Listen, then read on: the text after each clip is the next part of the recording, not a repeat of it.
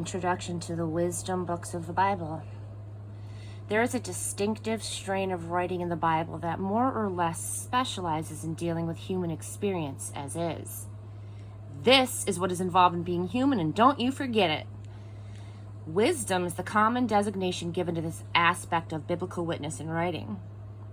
The word in this context refers more to a kind of attitude, a distinctive stance, than to any particular ideas or doctrines or counsel. As such, wisdom is wide-ranging, collecting under its umbrella diverse and unlikely fellow travelers. What keeps the feet of these faith travelers on common ground is wisdom's unrelenting insistence that nothing in human experience can be omitted or slighted if we decide to take God seriously and respond to him lovingly and believingly. God and God's ways provide the comprehensive plot and sovereign action in the Holy Scriptures. But human beings, every last man and woman of us, including every last detail involved in our daily living, are invited and honored participants in all of it. There are no spectator seats provided for the drama of salvation. There is no, quote, bench for incompetent players. It is fairly common among people who get interested in religion or God to get proportionately disinterested in their jobs and families, their communities and their colleagues. The more of God, the less of the human. But that is not the way God intends it. Wisdom counters this tendency by giving witness to the precious nature of human experience in all of its forms, whether or not it feels or appears, quote, spiritual.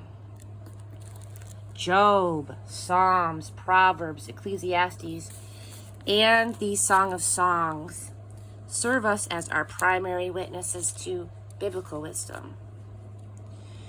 It is not as if wisdom is confined to these books, for its influence is pervasive throughout Scripture. But in these books, human experience as the arena in which God is present and working is placed front and center. The comprehensiveness of these 5 witnesses becomes evident when we set Psalms at the center and then crisscross that center with the other 4 arranged as 2 sets of polarities. First, Job and Proverbs, and then Ecclesiastes and Song of Songs.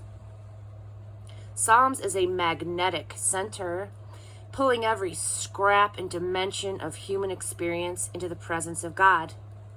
The Psalms are indiscriminate in their subject matter.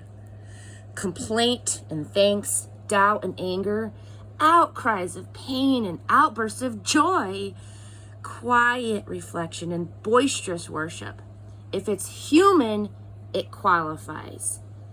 Any human experience, feeling, or thought can be prayed. Eventually, it all must be prayed if it is to retain or recover its essential humanity. The totality of God's concern with the totality of our humanity is then elaborated by means of the 2 polarities.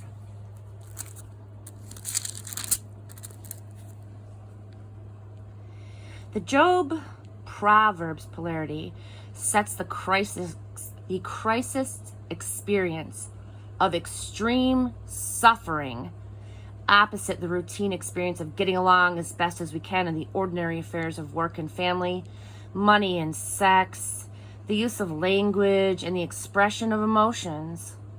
The life of faith has to do with extraordinary experience. The life of faith has to do with ordinary experience. Neither cancels out the other. Neither takes precedence over the other. As Job rages in pain and protest, we find that the worst that can happen to us has been staked out as God's territory. As the pithy Proverbs sharpen our observations and insights regarding what is going on all around us, we realize that all of this unobtrusive, undramatic dailiness is also God's country.